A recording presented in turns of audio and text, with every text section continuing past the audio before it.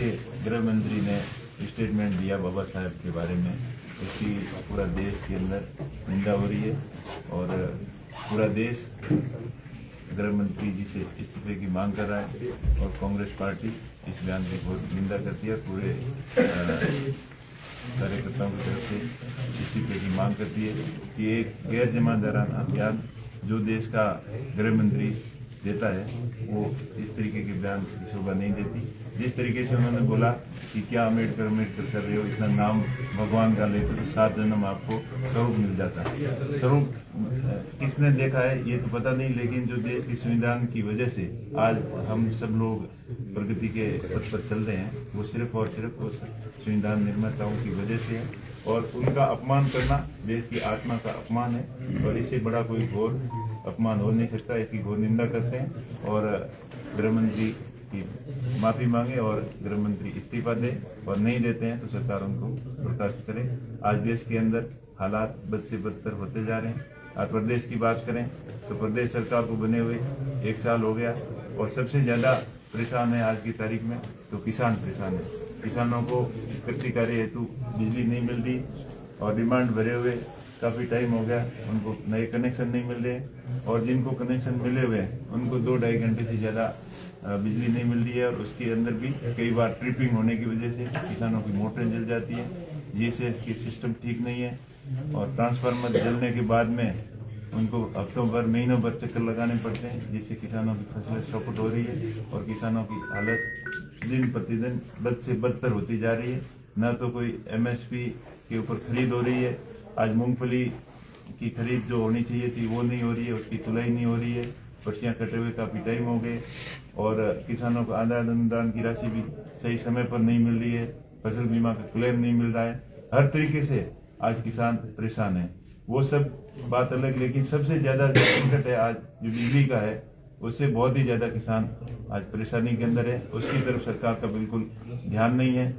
JJM की आज अभी मीटिंग हो रही थी, उसके अंदर बजट तो काफ़ी स्वीकृत किया है लेकिन धरातल के ऊपर जेजेएम का कोई काम नहीं हो रहा है।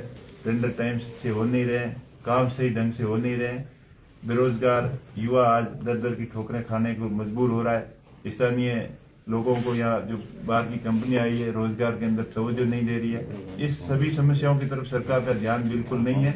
1 साल हो गए है और सरकार खाली राजनीतिक राजस्थान के नाम पर भ्रमण पे ऊपर है, विदेशों के भ्रमण में लगी हुई है और यहाँ खाली राजनीतिक राजस्थान के नाम पर लोगों को गुमराह कर रही है और ना कोई धरातल के ऊपर कोई काम नहीं हो रहा है और ना कोई सरकार का विजन है कि राजनीतिक राजस्थान के अंदर अब क्या करेंगे।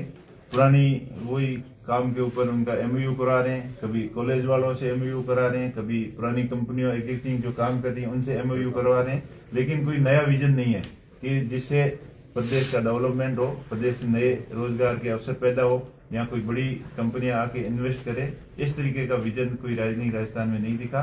खाली लोगों का ध्यान भटकाने के लिए इधर उधर के प्रोग्राम चला रही है। आज दलितों के ऊपर बहुत अत्याचार बढ़ रहे हैं। बाड़मेर जैसलमेर जिले की बात करें तो यहाँ भी खूब दलितों के ऊपर अत्याचार हुए हैं। अभी हाल ही में विष्णाराम नाम के युवक के हत्या होने के 15 दिन बाद भी हत्यारों को पुलिस पकड़ नहीं पाई है और छोटे छोटे जो क्राइम होते हैं या छोटी छोटी घटनाएं होती है उसके अंदर पुलिस बहुत ज्यादा लिप्त है और बजरी माफियाओं भूमाफियाओं के साथ में मिलीभगत करके लोगों को परेशान करने में लगी हुई है और अपराधियों के अंदर जो खौफ होना चाहिए था पुलिस का, वो खौफ नाम की कोई चीज नहीं है। अपराधी खुलेआम घूम रहे हैं और उनको पकड़ने में पुलिस नाकाम रही है।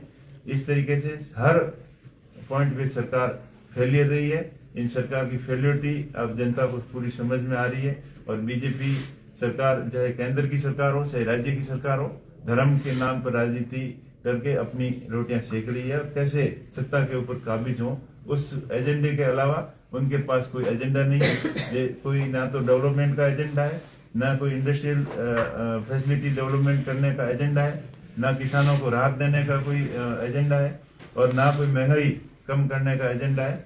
सिर्फ और सिर्फ अपने प्रोपेगेंडा के हिसाब से देश के अंदर अशांति फैलाने का काम कर रही है।